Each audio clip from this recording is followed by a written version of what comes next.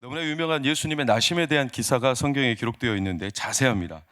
여러분, 예수 그리스도의 나심은 논란이 많습니다. 왜냐하면 누구에게 태어났습니까? 동정녀에게 태어났기 때문에 그렇습니다. 그냥 결혼한 가정에서 이미 부부관계를 하고 있는 부부 사이에서 태어났다면 아무 논란이 될 게 없습니다. 그런데 동정녀에게서 하필이면 그때, 그러니까 동정녀 탄생은 신비지만 지금까지도 신학자들은 동정녀 탄생에 대한 의구심, 논란, 의혹, 그래서 동정녀 탄생을 부인하는 신학 사상들 많습니다. 교단도 그런 데 많습니다. 동정녀 탄생은 그냥 하나의 신화, 그냥 설화, 이건 진짜가 아니다. 그냥 예수님의 나심을 극진히 높이기 위해서 또는 마리아를 극진히 칭호하기 위해서 그렇게 한 거다라고 말하는 잘못된 일들이 얼마나 많은지 몰라요. 그런데 참 의문은 왜 하나님 그러면 하필이면 그 순간에, 우리는 너무나 잘 알죠. 인간의 사이에서 태어난다면 인간의 죄를 입고 태어나기 때문에 그렇지만, 사실 그런 측면에서 보면 누구라도 다 이해는 하지만 그럴지라도 이 타이밍, 여러분 왜 꼭 그 사이에, 어떤 사이입니까? 오늘 18절에 약혼하고 동거하기 전에, 그러니까 유대인들은 결혼을 하기 전에 약혼을 먼저 해요. 1년 동안 약혼 기간을 가져요. 그래서 결혼하기까지 1년이라는 시간을 약혼 기간으로 가지고 신부를 데려올 때까지 준비하죠. 순결함을 유지하죠. 그러니까 그 시간에는 여자가 순결하고 남자가 순결한 기간을 가지며, 남자가 자기 신부 외에 다른 여자, 신부가 자기 신랑이 될 예비 신랑 외에 다른 남자, 금하죠. 안 되죠. 그런데 이 기간에, 왜 하필이면 그 기간에, 아주 애매한 때, 그러니까 이게 큰 문제와 논란을 야기할 걸 아시면서도 하나님이 모르실 리 없는데, 여러분 지금 누구를 낳은 거냐면 메시아, 구원자, 우리가 흔히 말하는 구원자 예수 그리스도. 그럼 얼마나 논란이 없어야 되잖아요. 여러분, 우리가 인사청문회 가끔 보시죠. 국가 요직에 두실 장관 후보, 또 경찰청장 후보, 또 여러 후보들을 뽑을 때 인사청문회를 하잖아요. 그래서 이 사람의 과거 이력이 범죄자인가, 범죄가 있는가, 그래서 논란이 될 만한 소지가 있는지를 꼬치꼬치 깨물어서, 그런 소지가 있다면 제하죠. 떨어뜨리죠. 인사청문회에서 제외되죠. 왜요? 안 돼요. 그 사람의 자격 기준 자체가 이미 논란이 될 소지가 있으면 안 된다는 거예요. 그런데 지금 메시아잖아요. 구원자잖아요. 그런데 그런 분이 이렇게 논란이 될 만한 소지로 태어나셨다. 사실 최상은 동거 이후에 태어나는 게 논란이 없죠. 아니면 아예 약혼하기 전에. 왜요? 왜? 요셉은 문제예요. 요셉은 약혼했는데 자기 아내가 될 사람이 뭐가 생겼어요? 아이가 생겼어요. 여러분, 이게 남 얘기라서 여러분들이 그냥 쉽게 넘기지, 여러분의 아들의 결혼할 여자가 알고 보니까 애가 있어. 여러분 어떻게 하실 거예요? 내 아들의 아내 될 사람이 애가 딸렸대요. 여러분 어떻게 하실 거예요? 말을 해보세요. 어떻게 하실 거예요? 에? 제가 상스러운 얘기를 좀 해도 용서하십시오. 이렇게 당장 나올 거예요. 미친년. 어디서 남의 귀한 아들을 넘봐. 살살 꼬리칠 때부터 알아봤어야 했는데. 이렇게 말하는 게 당연지사 아니에요? 남의 집 얘기니까 별 감흥이 없죠, 여러분. 어떻습니까? 우리라면 어땠을까요? 우리 속담인지 모르겠지만 기왕이면 뭐라고요? 다홍치 마라고 하잖아요. 기왕이면 논란이 안 되면 좋잖아요. 왜 논란의 소지를 만들어요? 인터넷에 이런 글이 떴어요. 구혼글이죠. 45세 남자입니다. 2번의 결혼 실패로 딸내미랑 살고 있습니다. PC방 운영 중이며 지금 코로나 때문에 역경과 고난을 이겨내고 있는 중입니다. 딸내미가 엄마가 그립다면 엄마가 있었으면 좋겠다고 합니다. 설날 때 저희 집에 오실 30대 여성분을 찾습니다. 딸내미랑 놀아주시고 같이 피자도 만들어 먹고 놀아봅시다. 2번 결혼해서의 여자 다루는 심리는 누구보다 더 뛰어나고 여성의 비유도 잘 맞춥니다. 외모는 못생긴 얼굴은 아니고 어디 나가면 40대 초반 소리를 듣습니다. 마음이 외로우신 분이 좋습니다. 100년 시대에 활기차고 재미나게 살아가고 싶습니다. 저희 집에 오실 때는 빈손으로 오셔도 됩니다. 뭐 안 사들고 오셔도 됩니다. 부담 드리지 않는 사람입니다. 찾을 때까지 글 삭제하지 않겠습니다. 얼마나 애절하고 진실하고, 자기에게 우리 딸내미랑 같이 행복하게 살아줄 여자라면 마음만 고우면 된다, 이렇게 올렸는데 그 아래 답글을 달렸어요. 보세요. 만 34세 여성입니다. 출소 후 여인숙에서 두부를 씹어 먹으며 새 삶을 살고 싶던 차에 님의 글을 보았습니다. 청송교도소 복역하면 미신 기술 그리고 조리 등을 배우며 현모양처로서 가정을 돌볼 기능들을 충실히 습득하였습니다. 어릴 때부터 역도를 배운 탓인지 여성치고는 힘이 좋아 단순 시비 사건, 폭행 상해 강도로 오인되어 20대 초반에 복역하여 9년이라는 세월 동안 남자라고는 간수밖에 보지 못한 20대 마지막 순정녀입니다. 더 이상 수감번호 4505번으로 불리지 않고 제 이름을 나지막히 불러줄 저의 남자가 되어주세요. 저를 갱생시켜줄 당신의 여자가 되고 싶습니다.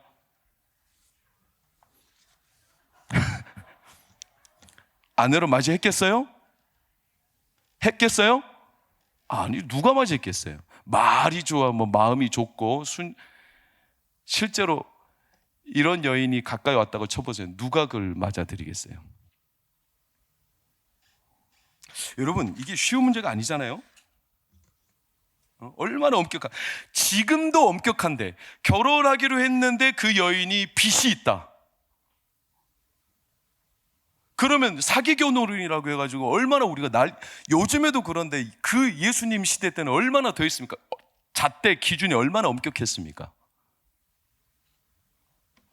최근에 실제로 뉴스에 이런 뉴스 실제로 질문, 그러니까 법조인한테 질문, 이게 이혼 사유가 되냐? 그게 뭐냐? 시중에 흔히 이렇게 인터넷 사이트에 보면 남녀가 만나는 공개 소개 사이트가 있죠. 거기서 이제 남자를 만났습니다. 남자를 만날 때 남자가 명문대 출신이고 연봉이 7천만 원 이상.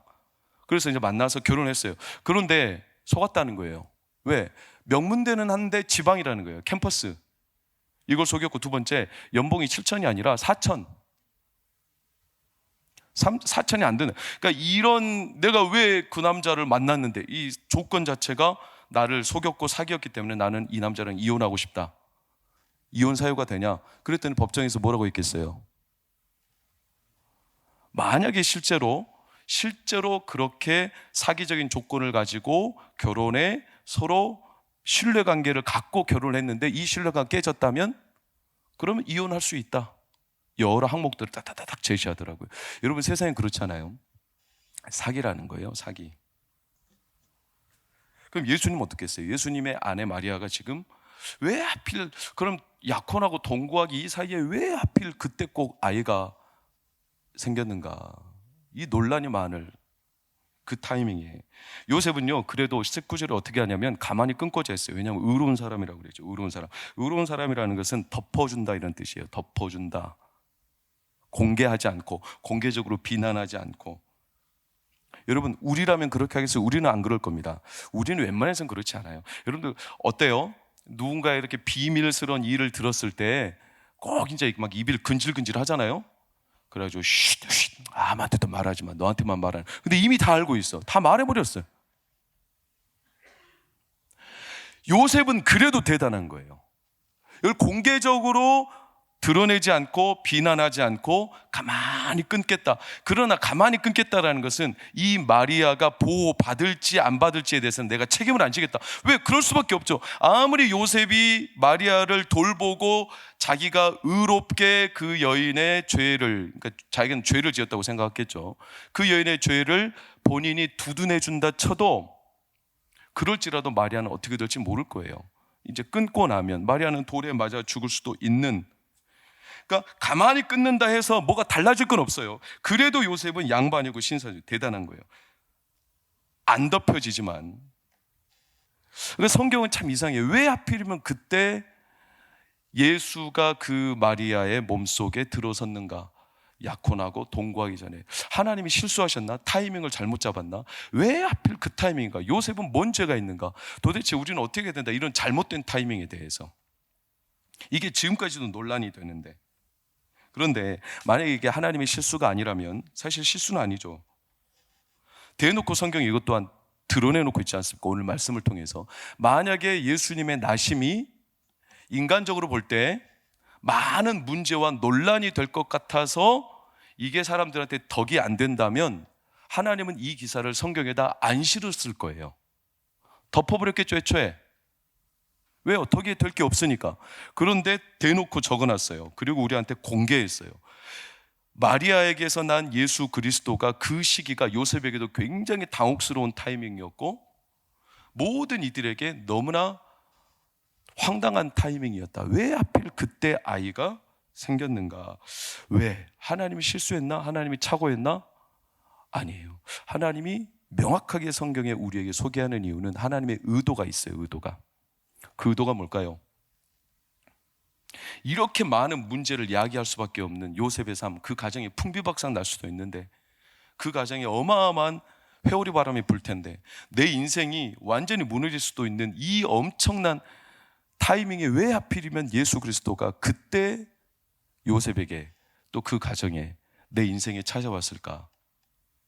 하나님의 의도가 있어요. 그게 뭐냐? 오늘 20절 말씀에 그 의도가 나와요. 빨간색만 읽어볼까요? 시작. 잉태된 자는 성령으로 된 것이라. 이게 우리가 오늘 말씀에 초점 잡아야 될 중요한 하나님의 메시지예요. 그의 잉태가 누구로 된 것이다?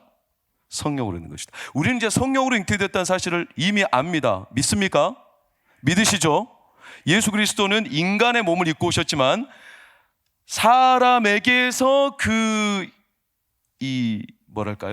죄를 이어받고 태어난 존재가 아니라 성령으로 태어나셨습니다. 그래서 죄가 없습니다. 그런 영적인 부분은 우리가 분명히 압니다. 그러나 다른 부분, 왜 하필이면 그땐가? 문제가 너무나 많은데, 근데 이 의도가 뭐냐면 성령으로 이 일이 시작됨을 하나님이 드러내시기 위함이다. 성령으로.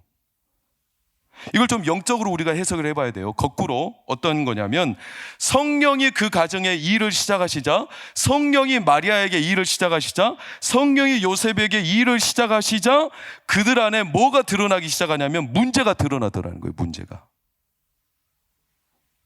20절 보면 요셉이 두려웠다, 무서웠다. 왜 무섭죠? 너무나 많은 의미가 이 단어에 담겨 있어요. 어떤 의미냐? 사기 결혼이잖아요. 요셉의 입장에서 생각하면 왜 하필 지금이냐? 차라리 약혼하기 전에 알았더라면 결혼 약혼 안 했겠죠. 그런데 약혼하고 난 뒤라서 이게 너무나 마음이 어렵죠. 사기당했다는 생각, 사람에 대한 두려움. 아니, 내가 이제 또 다른 누군가를 만날 수 있겠어요? 없겠어요?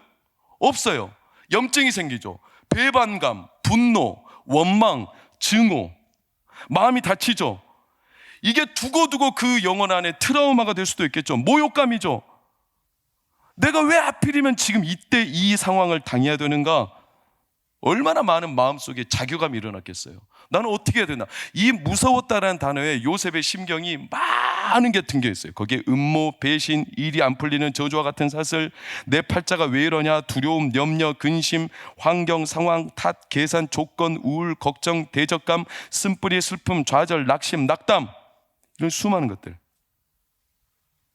이 무서움이라는 단어 하나에 이게 요셉에게 지금 당장 드러나는 표면적인 감정이지만, 그러나 우리는 분명히 알고 있어요. 여러분, 요셉에게 마리아가 실제로 그때 아기가 들어서지 않았을지라도 여러분의 삶은 어때요? 처음 만났을 때는 행복하고 즐겁고 괜찮은 듯 보이지만 살다 보면 자녀가 생기고 또 자녀가 다 커도 우리의 삶에, 여러분 삶에, 여러분의 가정에, 여러분 부부 사이에, 여러분의 인생에 분노와 억울함과 여러 배반감과 치욕감, 그리고 때로는 우울감, 두려움, 좌절, 낙심, 낙담 있어요, 없어요? 있죠? 있어요. 요셉도 그때 예수님이 마리아 뱃속에 들어섰기 때문에 문제가 터진 게 아니라 문제가 드러나긴 했죠. 그러나 요셉이 만약에 그때 아기가 들어서지 않아도 요셉의 인생에 분노나 배반감이나 수치나 억울함이나 좌절이나 낙심이나 낙담이나 우울감이나 적대감이나 쓴뿌리 이런 게 앞으로 있어요, 없어요? 있겠죠. 어딘가 있겠죠. 다만 그냥 덮고 살죠. 아니요, 괜찮은 척하고 살 수 있죠.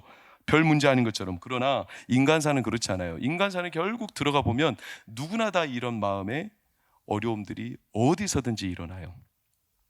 지난 한 해도 생각해 보세요, 여러분. 이번 한 주도 생각해 보세요. 최근에 일어났던 여러분의 사건 주변을 생각해 보세요. 여러분, 우리의 삶이 언제라도 그런 인간적인 문제와 마음의 무너짐의 현상은 언제라도 일어나요. 하필이면 지금 이때 이 일이 터져서 나에게 일어난 게 아니라 사실은 이미 있던 것이 내 안에 터져 나오는 거죠. 터져 나오는 거예요. 겉으로는 괜찮아 보여도. 그리고 우리는 문제가 한번 터지면 싹 무너져 버려요. 싹 다 무너져 버려요. 이게 인간의 단상이에요. 단상. 다 괜찮아 보여. 왜 하필 이땐가? 왜 하필 그때 예수가 그 마리아 뱃속에 들어섰나? 지금 문제가 너무나 많이 얘기되는데 왜 하필이면 그때, 왜 내 인생에 이런 어려움이 지금 생겼냐? 이렇게 생각할 것 같지만 반대로 생각하면 성령께서 그 가정에 일을 시작하시자 요셉 안에 있던 모든 마음의 두려움과 무서움이 드러나기 시작했어요. 그리고 문제 하나 때문에 우리는 무너질 수밖에 없어요. 나만 장군을 생각해 보십시오. 나만 장군은요, 존귀한 자다. 그는 전쟁의 영웅이다. 그는요, 국가로부터 어마어마한 혜택과 공로를 인정받는 자다. 그는 사람들이 존경하는 자다. 그는 사람들에게 오래도록 기억에 남을 자다. 그는 그 나라의 영웅이고 그 나라의 위인이다. 그런데 열왕기하 5장의 나만 장군에 대해서 마지막 조사가 이렇게, 그러나 그는 뭐였더라? 문둥병자였더라. 빛 좋은 개살구죠. 모든 게 다 좋은데 딱 한 가지 때문에 그 인생이 완전히 좌초되고 있는 거예요. 인간사가 그래요. 문제 한번 터지면 싹 다 무너져 버려요. 문제 한번 터지면 꼭 그 일이 터져서 내가 어려운 게 아니라 문제 한번 터지면 다 그렇게 돼요. 이게 인간사예요. 요셉이 그런 게 아니라 우리가 다 그래요. 여러분, 성령께서 그 가정에 이 일을 시작하자마자 두려운 일들이, 문제가 튀어나왔다는 것은 우리에게 영적으로 굉장히 큰 의미를 예수님을 통해서 보여주는 사건이에요. 여러분, 그런데 놀라운 것은 잘 보세요. 요셉과 마리아 가정의 22절 함께 보겠습니다. 22절 볼까요? 시작. 이 모든 일이 된 것은 주께서 선지자로 하신 말씀을 이루려 하심이니 이르시되. 이 모든 일이 됐어요, 안 됐어요? 됐어요. 이 모든 일이 이루어졌다, 이렇게 받아들이시면 돼요. 내 지금 삶에 위기가 닥쳤고 내 삶에 큰 함정이 지금 내 가정에 찾아왔는데, 오히려 하나님 눈에 볼 때는 지금 이 일이 되고 있어요, 안 되고 있어요? 되고 있다는 거예요. 문제 때문에 끝난 게 아니라 일이 되고 있다는 거예요. 내가 생각할 때는 최악의 상황인데 하나님은 지금 그 가정에 하나님의 일을 행하고 계시다는 거예요. 그게 어떻게? 성령을 통해서 시작되었기 때문에. 성령을 통해서. 예수 그리스도가 성령으로 잉태된 것이 죄 없는 인간의 몸으로만 입고 오시기 위함이 아니라 문제 많고 앞으로도 얼마든지 무너질 수 있는 인간사의 가정에 성령이 들어오시자 인간이 괜찮은 척 감추었던 문제는 싹 다 드러나지만 하나님의 그 문제 속에서 일은 이루고 계시다는 거예요. 성령을 통해서. 성령을 통해서. 여러분, 최근에 우리나라가 지금 난리죠. 왜요? 계속 제가 반복적으로 철야 때마다, 그래도 이 자리에 오시는 분들은 기도하시는 분들이니까 제가 가급적이면 주일날은 여러 그 부득이하게 불특정 다수가 오기 때문에 제가 가급적 말을 삼가지만, 이곳에 계신 분들은 다 나라와 민족을 위해서 깊은 마음을 갖고 기도하시는 분들이기 때문에 지금 차별금지법, 학생인권조례, 교육개정, 그래도 여러분, 이런 문제가 튀어나오게 된 이유가 뭘까요? 그럼 이런 문제가 최근에만 있었을까요? 여러분 아십니까? 차별금지법, 학생인권조례, 교육개정, 또 건강가정기본법, NAP, 기본인권계획, 이런 계획들이요, 올해, 작년 이때 막 나쁜 사람들이 머리를 써가지고 막 이때 만든 게 아니라, 그런 일들은 이미 30년 전부터 이 땅에 지금 털을 닦아오고 있었어요. 30년 전부터. 아셨습니까? 모르셨죠? 안토니오 그람시라는 사람이 그 사람들의 추앙받는 지도자인데 그 사람 죽었어요. 근데 그 사람은 감옥에서요, 한 나라를 멸망시키기 위한 전략을 짜는데 그 전략을 한마디로 뭐라고 말하냐면 진지론 그래요. 진지론. 안토니오 그람시라는 사람의 전략이에요. 그러니까 한 나라를 완전히 사회주의로, 완전히 공산주의로, 자녀들을 완전히 동성애자로, 그리고 성애화로 이렇게 몰고 갈 수 있는 인간의, 하나님을 대적하고 이 나라가 인간의 이기심이 가득한 나라를 사단이 앞잡이할 수 있는 나라로 만들 수 있는 전략이 그 사람의 말에 따르면 진지론. 그 진지가 뭐냐? 진지를 구축한다는 거죠. 전쟁을 할 때 병사들이 제일 먼저 하는 게 뭐냐면 땅을 파고 진지를 구축해요. 전쟁을 위해서. 근데 그 진지를 이 사람들이 언제부터 만들었냐면 30년 전부터 만들었어요. 이 땅에. 근데 그게 이제서야 드러나고 있어요. 왜요? 왜 이제서 드러날까요? 문제가 없던 게 아니에요. 문제가 꾸준히 있었어요. 그런데 우리는 이제서 알고 있잖아요. 왜 그럴까? 저는 너무나 이게 우리나라에 대한 하나님의 은혜라는 생각이 들어요. 은혜. 그게 뭐냐? 여러분, 지금 문제가 드러나는 이유는 성령께서 이 땅과 이 나라를 축복하고 계십니다. 그래서 이 땅에 문제가 드러나는 거예요. 영적으로 살아나고 있다는 증거죠. 여러분, 몸이 살아나면 병들이 드러납니다. 몸이 죽어가는 사람은 병에 걸린지도 모릅니다. 땅이 살아나고 나라가 살아나는 것은 그 땅에 악한 세력들이 드러나는 겁니다. 그래도 감사한 것은 학생 교육 개정이 건강한 쪽으로 바뀌었죠. 그런데 얼마나 나쁜 사람들이 있는지 몰라요. 지난 수요일날 그렇게 우리가 나가서 시위하고 건강 쪽으로 바꿔라 이렇게 말했는데 그 회의석상에서 마지막 결의를 할 때 성적 자기결정권이라는 단어가 우리 학생들의 교과서에 실리는데, 이 성적 자기결정권이라는 단어가 동성애를 부추기고 우리 자녀들을 어릴 때부터 얼마든지 자기 마음대로 성적인 활동을 자유롭게 할 수 있는 단어라고 오해되지 않도록 가르쳐야 된다. 이 구체적인 가르침을 해야 된다라는 회의 결정이 내려졌어요. 감사한 거죠. 그런데 이 회의 결정을 하는 게, 거기에서 회의를 기록하던 사람이 그것을 추가적으로 기록한 건데 마지막에 서기가 이거를 보게 할 때 그 회의 내용을 빼놓고 보고를 해버렸어요. 빼놓고. 그래서 이 내용을 보고를 안 했어. 그랬더니 교육이 차관이 죄송합니다, 정신머리 없는 소리를 하냐면, 그것은 회의 마지막 보고할 때 보고를 안 했기 때문에 그 내용은 없는 걸로 한다. 이렇게 차관이 뒤집어 엎어버렸어요. 우리가 화가 엄청 났어요. 그래서 어저께 또 부랴부랴 교육자들을 대들고 재투표를 한다는 거예요. 이걸 가지고 재투표를 정부 청사에서. 그래서 교육자들 동원해서 가서 시위하자, 오늘 재투표 한다는데. 그래가지고 어제 갔어요. 여러분, 어떻게 됐을까요? 재투표를 했는데 19명인가 중에 만장일치로 그 회의 내용이 맞다라고 다시 결정을 내려줬어요. 여러분, 이런 문제들이 드러나는 이유가 뭔지로 아십니까? 사진 한번 보시겠어요? 사진.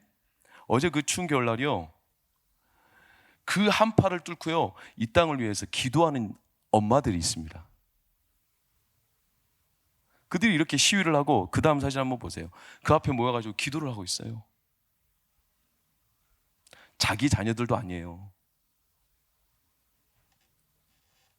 여러분, 저는 그들을 보면서 어떤 생각이 들었냐면, 이 땅에 불씨가 살아있구나. 불씨가. 그래서 문제가 드러나는구나. 성령이 이 땅을 새롭게 하시려는구나. 그래서 문제가 드러나는구나. 그래서 이 땅에 문제가 드러나는 겁니다. 문제가. 여러분, 놀라운 거 아십니까? 전 세계적으로 중국 공산당들의 스파이가 전 세계 110개 스파이 그 가게들이 있다는 거 아십니까? 그 사람들이 나라마다 침투해서 공산당 세력을, 그들을 자기들의 전략을 펼치는 그런 나라. 우리나라에도 그 공산당들의 전략을 펼치는, 이름하여 비밀 공작소가 우리나라에도 한계가 있다고 엊그제 뉴스에 떴죠. 미국에는 중국인 간첩이 의회에 침투했죠. 호주에는 중국인 간첩이 의회에 침투해서 국회의원을 선발하도록 투표를 조작했죠. 전 세계적으로. 항상 암암리에 세상을 적화시키려는 이들이 우리는 잘 모르지만 있어요.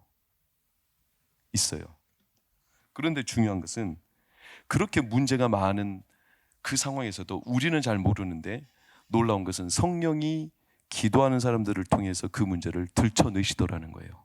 들춰내시더라. 너무나 감사한 거예요. 여러분, 제가 어제 그 기도하는 어머니들을 보면서 야, 우리 한국은 어쩌면 기도하는 어머니들이 이 땅을 살리는 거다. 저들이 끊임없이 기도하기 때문에 이 땅이 하나님의 문제를 드러나게 하시는 거다. 그런 사랑하는 우리 엄마들, 할머니들, 내가 이제 이 나이에 뭐 하겠어 그렇게 생각하지 마시고 이 땅을 위해서 기도해 주시기를 축복합니다. 성령이 이 땅에 임하시면 이 땅의 문제들이 드러나게 되어 있어요. 이게 요셉 가정의 대표적인 사건으로 예수 그리스도의 나심. 요셉 가정에 문제가 왜 없겠어요? 예수 그리스도가 그 가정에 임하고 성령으로 잉태되어 시작되자마자 많은 두려움과 문제가 그 가정에 임한 것처럼 보여도 거꾸로 뒤집어 보면 성령으로 시작된 그 가정에 이제 하나님의 일이 시작된 겁니다. 축복이죠. 축복이고 요셉과 마리아를 통해 하나님의 성령으로 일하시는 역사가 임하기 시작한 거죠. 여러분, 우리 삶도 우리 가정도 문제가 많아요. 많은데 딱 한 가지 달라요. 그게 뭐냐? 성령이 임했냐 안 임했냐. 성령이 임하지 않은 우리의 심령이나 우리의 가정은요, 문제가 안 보일 뿐이에요. 그런데 성령이 우리 가운데 강력하게 임하고 역사하면 문제가 드러나게 되어 있습니다. 그리고 그 문제를 하나님이 들춰내시며 하나님의 일을 시작하게 되어 있습니다. 그걸 보여준 사건이 예수 그리스도의 나심 성탄절이에요. 성탄절. 예수님은 아세요? 뭘? 우리 안에 하나님이 임하여 성령이 임하여 우리의 삶을 새롭게 하실 수 있다는 것을. 그래서 요셉과 마리아 가정에 성령으로 잉태된 사건이 오늘 우리에게 얼마나 큰 소망인지 몰라요. 예수님만 성령으로 잉태된 거 아닙니다, 여러분. 사랑하는 여러분, 우리도 성령을 통해서 거듭납니다. 아십니까? 여러분, 거듭나셨습니까? 성령을 통해서만 거듭납니다. 다시 태어납니다.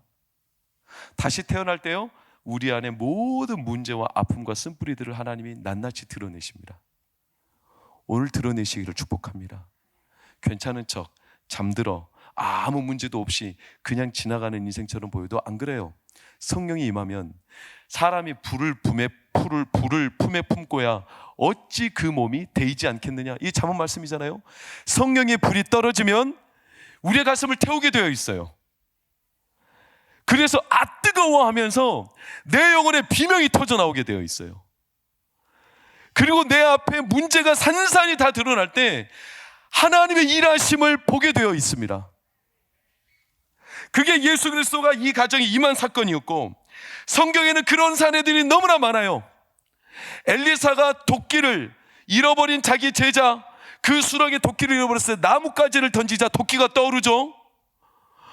이 말씀을 영적으로 그저 알레고리처럼 해석하면 오늘 밤 여러분의 심령에, 여러분의 가정에 예수 그리스도 나무 십자가가 떨어질 때 여러분의 심령에 묻혀있던 문제들이 떠오르기를 축원합니다. 떠오릅니다. 문제가 떠올라요. 레위기에 보면 의심에 있는 사람을 들춰낼 때 어떻게 하냐면 가루를 물에 타가지고 마시게 하죠.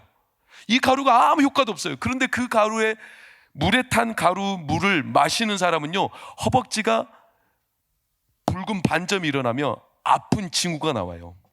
하나님 앞에 들춰나게 되어 있어요. 그래서 우리가 무서워요. 성령이 임하는 게 무서운 거지만, 두려운 거지만, 이게 내 앞에 문제가 산산이 다 드러나니까 너무나 공포스러운 일처럼 보이지만 그렇잖아요. 여러분, 성령이 임할 때 하나님의 역사로 우리의 삶과 가정이 새로워질 수 있습니다. 그렇게 들춰내시는 거예요. 사울도 성령이 임하자 막 방언이 터졌어요. 그 사울왕도 여러분, 불씨가 떨어지면 그런 거죠.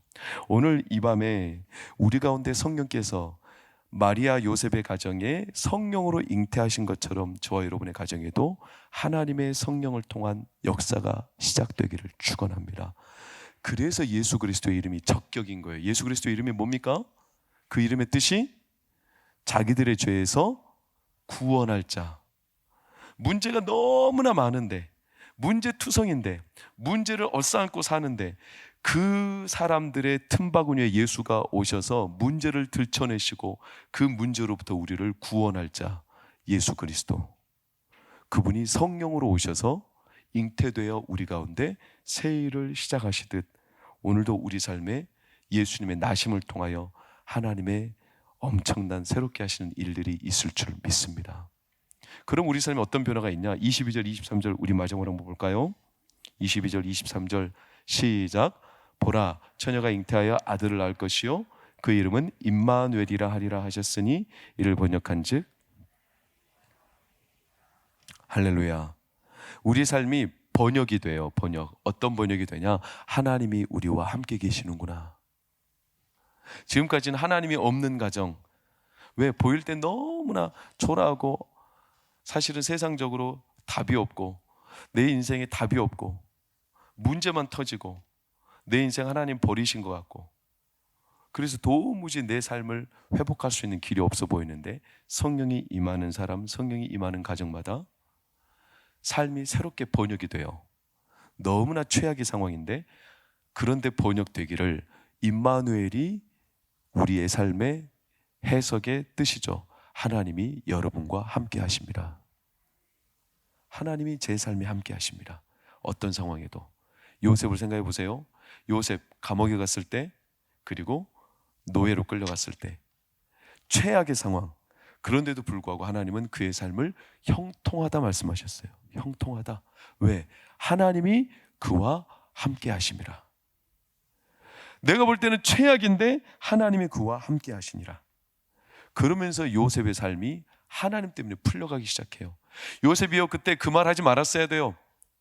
빵 굽는 관원장, 떡 굽는 관원장, 그리고 술 맡은 관원장 꿈을 풀어주면서 그 술 맡은 관원장에게 당신이 일이 잘 되시면 나를 좀 생각해서 나를 꼭 풀어주게 해주십시오. 이 말을 하지 말았어야 돼요. 하나님께서 이 일을 시작하셨으면 하나님께서 이 일을 마치시도록 믿고 맡겨주십시오. 근데 요셉이 그 말을 했어요. 어쩌면 하나님이 이렇게 생각하셨을지 몰라요. 어쩌면, 제 상상입니다. 요셉아, 그 말은 하지 말지. 내가 이 일을 시작했고 내가 이 꿈을 주었고 이 꿈을 풀었으면 이제 내가 이 꿈을 풀어갈 텐데 왜 갑자기 사람에게 또 의지해서 사람에게 일을 맡기냐? 하나님이 풀어가실 텐데. 그러면서 요셉이 2년 동안 잊혀지죠. 그러면서 요셉의 마음에 하나님이 하셔야 되는구나, 이 사실을 철저하게 깨닫고 2년 뒤에 하나님 요셉을 감옥에서 끄집어내세요. 사랑하는 여러분, 성령이 임하시면 우리의 삶의 문제들을 자연스럽게 풀어가십니다. 내 힘으로 하는 게 아니라 하나님은 우리 안에 먼저 문제들을 다 들춰내시고 해결하시며 하나님의 일들을 이루십니다.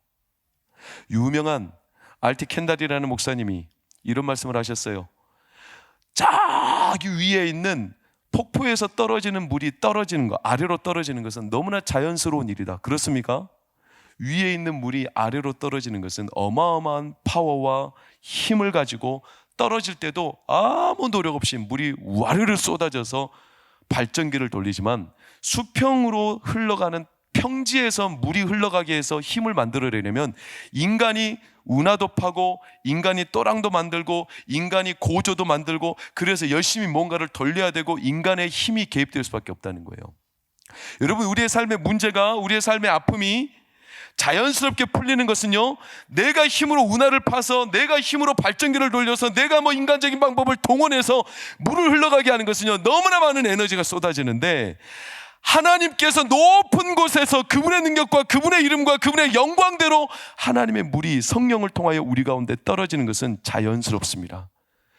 그 자연스러운 성령의 임하심이 우리의 삶에 막힌 일들을 풀어나가게 하실 거고, 그때만큼 놀라운 하나님의 영광스러운 일들을 우리의 가정에 나타내실 때도 없어요. 그러니 사랑하는 여러분, 오늘 이 밤에 우리 기도할 때 예수 그리스도가 우리 가정에 성령으로 잉태되신 것처럼 내 가정에도 성령의 거듭게 하심, 새롭게 하심, 성령께서 위로부터 떨어지는 물처럼 우리 가운데 부어주시는 은혜가 저와 여러분의 삶에 임하기를 축원합니다. 그리고 그때를 기다리시기를 축원합니다. 하나님의 때가 있어요. 하나님이 그 때를 열어주십니다. 그러니 우리 다른 염려 말고 이 밤에 예수님의 나심을 기억하며 성령으로 잉태되어 성령께서 일을 행하시듯 우리 성령님께 맡겨드리고 성령님께서 내 삶을 들춰내시고 하나님께서 그분의 뜻대로 이루어가시는 이 밤이 되기를 예수 그리스도 이름으로 축원합니다.